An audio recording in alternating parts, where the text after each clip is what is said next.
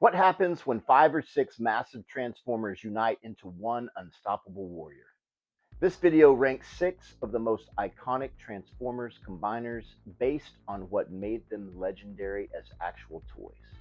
The ones you could hold, transform, and combine in your hands. From childhood memories to pure toy engineering. Every combiner on this list earned their place on my shelf and in my heart. This is a personal ranking, and yes, there's a story behind number 2. Stay until the end to discover why one combiner doesn't just stand above the rest, but literally created the entire concept of combination itself and why it remains my all-time favorite. Dinomite! Back to the 80s we go! Does being built for rescue instead of destruction make you less impressive as a toy? Look, I have to be honest. Defensor was always the combiner I was least excited about as a kid. Not because the Protectobots were bad individually. Hotspot, First Aid, Streetwise, Blades, and Groove were solid figures. But when you put them together, Defensor just didn't have that wow factor. The toy itself was well engineered, the combination was stable, the proportions were decent, and nothing felt flimsy. From a pure construction standpoint, Defensor worked. But that's kind of the problem. He just worked. He didn't excite. Part of it was the color scheme. While other combiners had bold, aggressive colors, Defensor came in rescue vehicle whites, reds, and blues.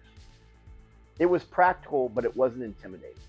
When you lined up your combiners for an epic battle, Defensor looked like he should be directing traffic, not throwing punches. And maybe that's okay. Defensor represented something different: heroism, protection, helping people. But for a kid playing with giant robot warriors, he was always the last one I reached for. As a toy, Defensor was good, just not great. And in a lineup this legendary, that puts him at number 6. Can pure military might overcome clunky toy engineering?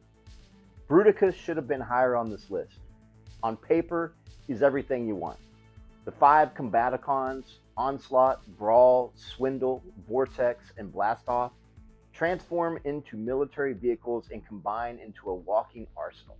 The concept is perfect. But the toy had issues. Don't get me wrong, Bruticus looked intimidating when fully combined. The bulky proportions, the weapons, the sheer presence, it was all there. But getting him to that point could be frustrating. Some of the connections felt loose, and the combined mode could be a bit awkward to pose compared to some of the others.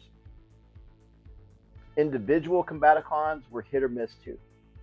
Onslaught, the truck that became the torso, was solid, but some of the limbs felt less inspired. The engineering just wasn't as tight as it could have been. What saves Bruticus is pure aesthetic. When he's standing on your shelf, weapons locked and loaded, he looks like he means business. He's got that Decepticon aggression that makes him fun to play with, even if the play experience wasn't always smooth. Bruticus is a good combiner with a great concept, but the execution as a toy keeps him at number 5. What happens when sleek jet engineering combines into one impressive robot?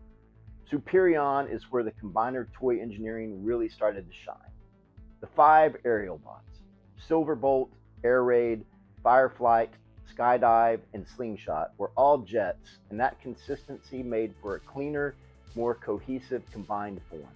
As individual toys, the aerial bots were fantastic. Each jet felt unique, well-designed, and fun to transform. Unlike some combiner teams where 1 or 2 members felt like afterthoughts, every aerial bot pulled its weight. When combined, Superion had great proportions. He didn't feel too top-heavy or awkward. The color scheme, reds, whites, and blues, gave him that classic Autobot heroic look. Superion just looked right standing on the shelf. The downside, he felt a bit lighter and less imposing than the Decepticon combiners. While that worked for his character, aerial superiority, speed, tactics, as a toy, it meant he didn't quite have the same presence as the bad guys. But make no mistake, Superion was a quality combiner. The engineering was solid, the aesthetics worked, and they were on point, and the play value was high. A strong number 4. What if the most fearsome combiner wasn't built from vehicles at all? Predaking changed the game. The 5 Predacons, Razor Claw, Headstrong, Rampage, Dive Bomb, and Tantrum, didn't transform into cars or jets or military vehicles. They transformed into animals. A lion, rhino, tiger, eagle, and bull. And that made all the difference. As individual toys, the Predacons were incredible. Each one had personality and presence that went beyond typical Transformers. They felt primal, dangerous, and completely different from anything else in the line. Kids loved playing with robot animals. When combined into Predaking, that animal ferocity carried over.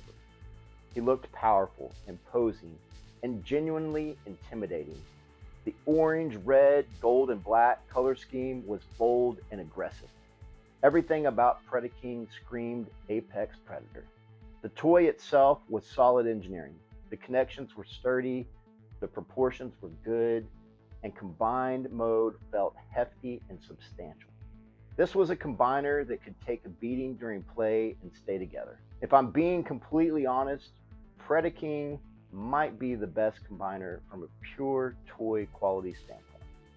But this is a personal ranking, and the top 2 spots are reserved for combiners that meant something more to me.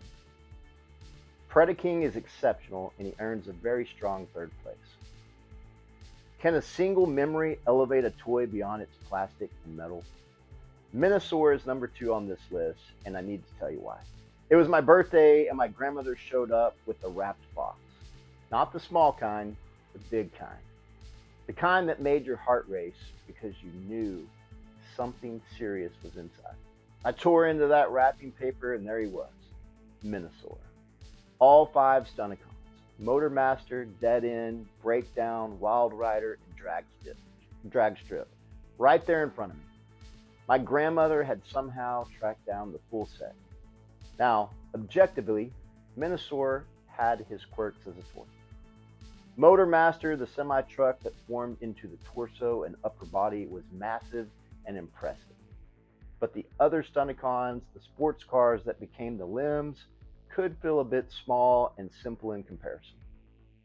The proportions in combined mode were sometimes odd, with Motor Master dominating the design, but none of that mattered. What mattered was racing those Stunticons across my bedroom floor. What mattered was the weight of Motor Master in my hands.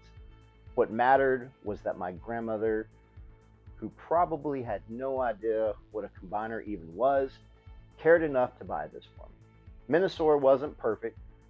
The engineering wasn't as refined as some others. The combined mode could feel unbalanced. But when I look at him on my shelf today, I don't see the flaws. I see my grandmother's smile when I opened that box. That's why Menasor is number 2, because some toys transcend plastic and become memories. What makes a toy legendary? Devastator is number 1.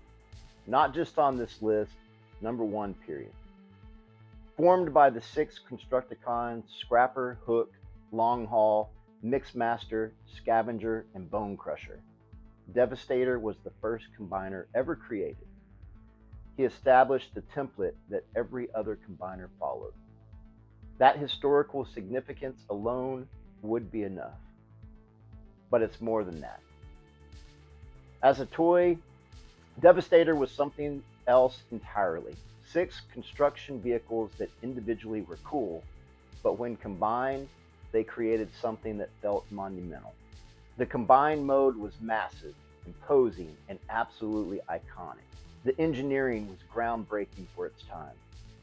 Sure, by today's standards, it might seem simple, but in the 1980s, this was revolutionary. The way the pieces connected, the stability of the combined form, the sheer presence when Devastator stood assembled, it was transformative. The purple and green color scheme was bold and unmistakably Decepticon. Devastating, aggressive, perfect. Every kid who saw Devastator wanted Devastator. He represented the ultimate prize, not just one Transformer, but six that became one unstoppable force. He made combiners matter. As a toy, Devastator delivered on every level. As a piece of Transformers history, he created the foundation for everything that came after.